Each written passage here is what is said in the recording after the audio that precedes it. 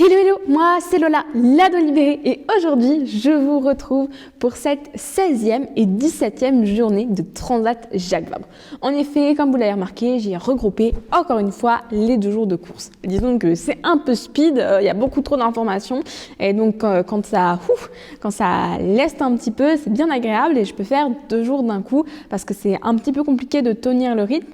Il faut savoir que je suis toute seule, on n'est jamais seul, mais c'est moi qui monte le projet, c'est moi qui tourne les images, qui vais chercher les infos, c'est qui monte tout ça. Ça prend un temps de malade, surtout qu'à côté, j'ai des interviews et des reportages que je vous prépare, que vous voyez au fur et à mesure. Mais bon, ça prend aussi du temps à monter.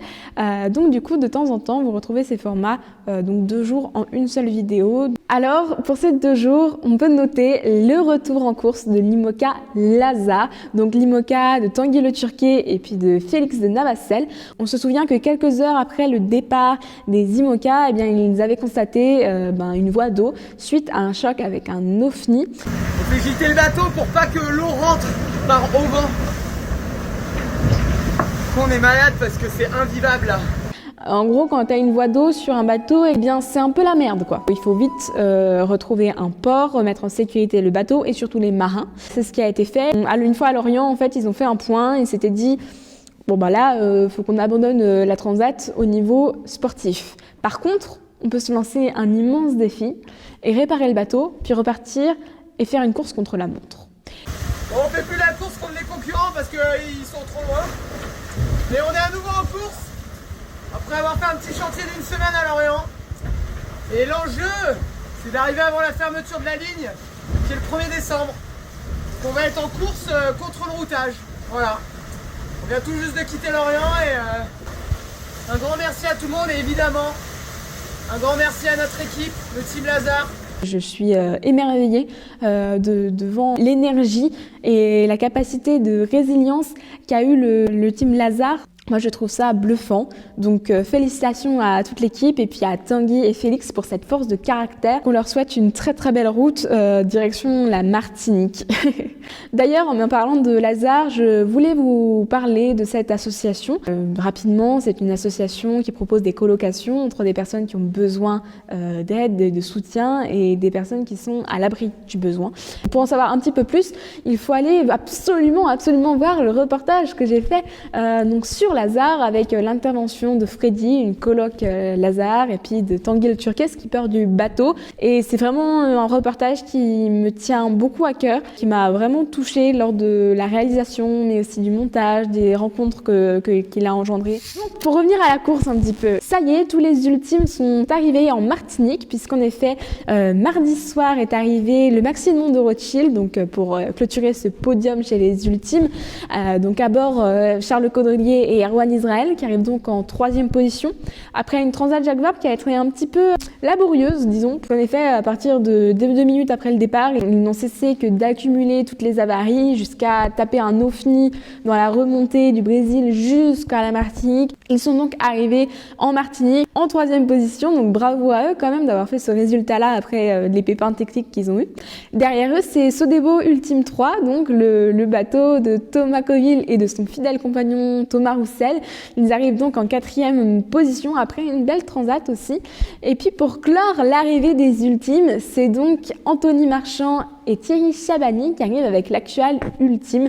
Donc voilà, tous les ultimes sont arrivés à Fort-de-France. Mais cependant, c'est qu'une seule catégorie de bateaux qui est arrivée. Maintenant, on va retrouver les autres. Alors les Ocean 50 sont au plein milieu de l'Atlantique avec toujours Quentin Vlamin et Thibaut Vauchel-Camus en tête avec leur bateau solidaire en peloton.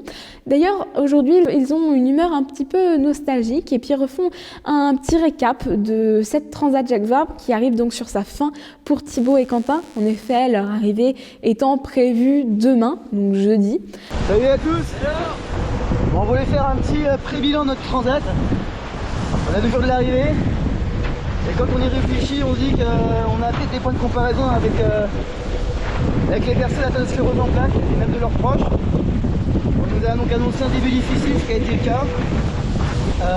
Qu'on a plutôt réussi à gérer, en tout cas plus que certains de nos amis concurrents qui ont dû abandonner pour des soucis assez importants. On a eu la chance de passer au travers et derrière d'avoir pu retrouver du plaisir à naviguer dans des conditions plus clémentes, de la glisse, des lumières, des ambiances, des rencontres en mer.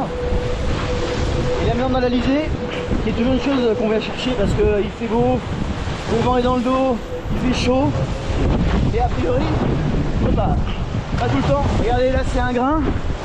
Un des premiers qu'on a eu, on va en avoir d'autres. Il faut négocier parce qu'il y a des bascules, parce que le vent est plus fort et ça peut être dangereux. Ou le vent peut être très faible derrière et là on n'est pas content. Et au milieu de tout ça, on nous rajoute des sargasses et ces algues là qui envahissent notre océan et qui peuvent venir s'accrocher dans le safran et créer des ralentissements. Et quand on regarde devant, on voit quoi? On voit un bel arc-en-ciel.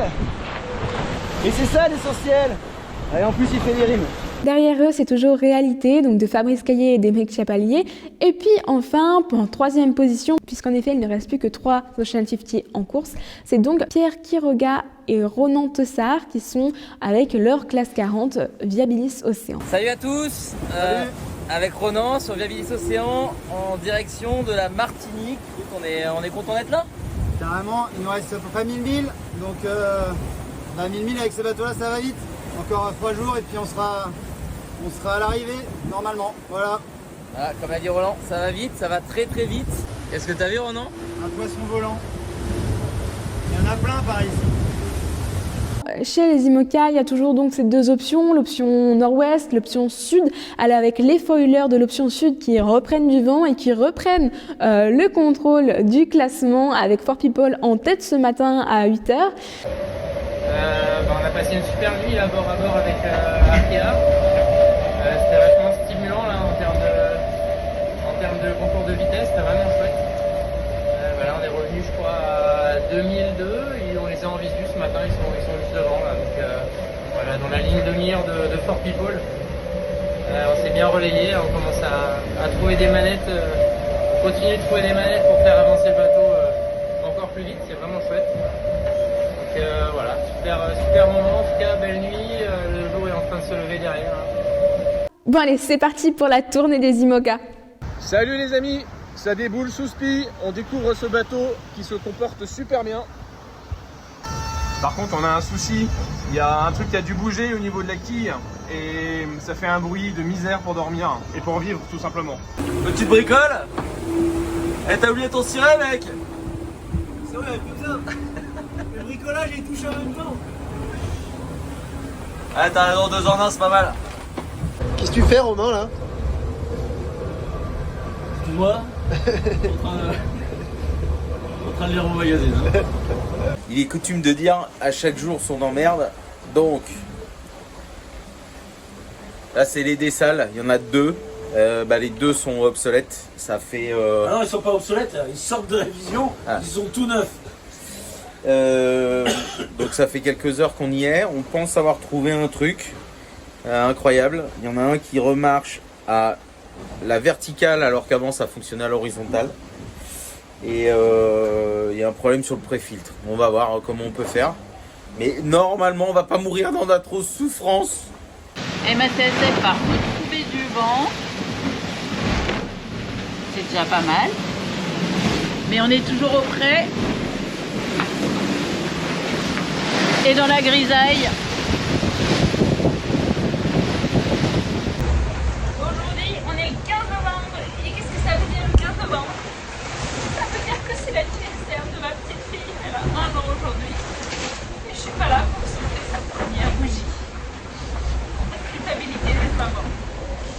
Mais je sais qu'elle va très bien. Et j'ai eu plein de petites photos. Voilà. Qu'est-ce que tu prépares comme coup là? Qu'est-ce que je prépare? Bah écoute, là, il va falloir grimper dans le mât, heureusement pas très haut là, au niveau de la première barre de flèche. Il y a un problème de fourniture téléphonique ou électrique ou... Presque, on a un câble en effet, qui est pas très tendu, de la dernière tempête qu'on a reçue. D'accord. Il va falloir remettre un peu de tension là-dedans quoi, pour être sûr que le mât tienne bien en place avant le prochain gros coup. Quoi. Super. Ça va, direct? Bon bah c'est bon, j'ai resserré un petit peu tout ça. Pas évident parce que je pensais que c'était celui qui était sous le vent qu'il fallait reprendre.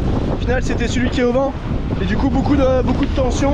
Et ça, même si je suis pas haut, ça bouge quand même pas mal d'en haut là. Donc bon, je pense que ça devrait tenir. Le mât devrait rester en place jusqu'au bout. Enfin, du moins, il y a plutôt intérêt. Allez, en piste. Deuxième tentative. De l'Everest. Troisième. Troisième sommet. Je suis quasiment en tête de mât pour vérif de gréement là. Quelques soucis de gréement sur cette course. Les petites pièces que je vais contrôler, c'est celle-là. Celle-là. Un petit point météo devant la table à cartes. Voilà, ça c'est la Martinique ici. Ça c'est nous. Et le trace vert, c'est notre trajectoire théorique. En fait, on a un peu deux options. Plus vers le sud, on a un peu plus de vent. Mais plus vers le nord, on a un peu plus de bascule. Un meilleur angle de vent.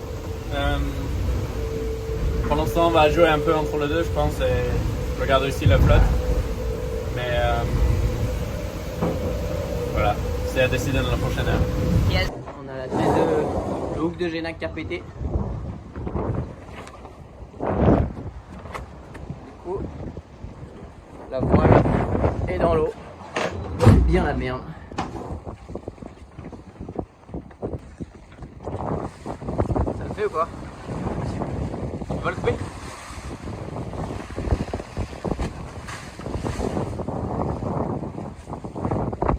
Parce que t'arrives pas à descendre assez? Sinon je te remonte.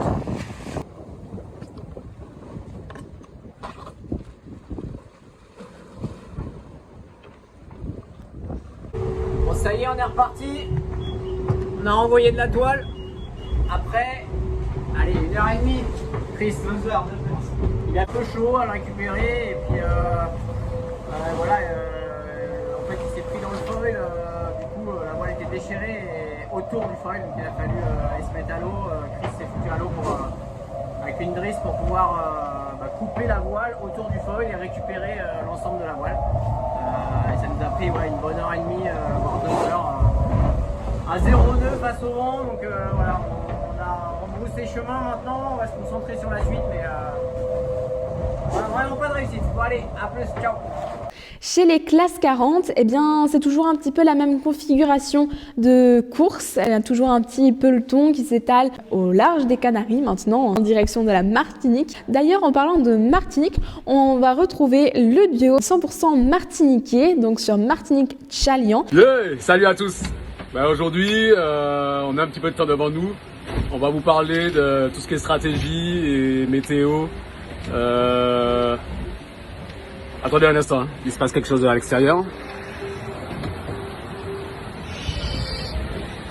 On est sous écoute. Bonjour à tous, on approche des températures chaudes. L'occasion pour nous de partager quelques tips sur la protection solaire. Mais attendez, il se passe quelque chose. Hervé, qu'est-ce que tu fais là? Je vous manœuvre. Tiens, ça doit être l'heure de la sieste. J'arrive un petit coup de barre. Et chez les autres classes 40, il se passe quoi? Hello, et on est en fin de nuit, lever de soleil, et c'est vraiment hyper joli.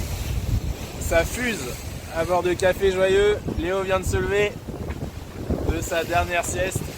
Et voilà, c'est vraiment trop beau. Anatole, Ouais. tu lis japonais? Aïe, ça veut dire oui en japonais.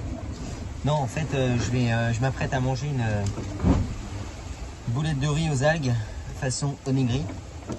Et je lis la notice parce que c'est du japonais et que je me dis qu'il ne faut pas que je passe à côté de quelque chose, quoi. En tout cas, avant de manger cette boulette de riz, je voulais vous dire qu'on était enfin sous spi, au portant. Il fait pas très chaud, mais franchement dans nos cœurs c'est fabuleux. Nos cales sont pleines de rêves, les spies d'ailleurs sont sortis et on est trop contents. Voilà. Regardez ce beau sillage. On file à plus de 10 nœuds là, c'est trop cool. Ça y est, on a touché un peu plus de vent. Jusqu'alors c'était un peu la pétole, mais là on avance. Oui, c'est trop bien, tous les voyants sont au vert. On a du vent, on a de la chaleur, on a le moral, bref, c'est trop cool. Et regardez notre beau spi.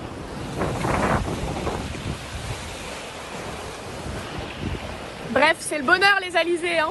Et voilà pour cette 16e et 17e journée de Transat Jacques Vabre. J'ai été trop contente de partager tout ça avec vous. Et puis je vous dis à très vite. Ciao ciao!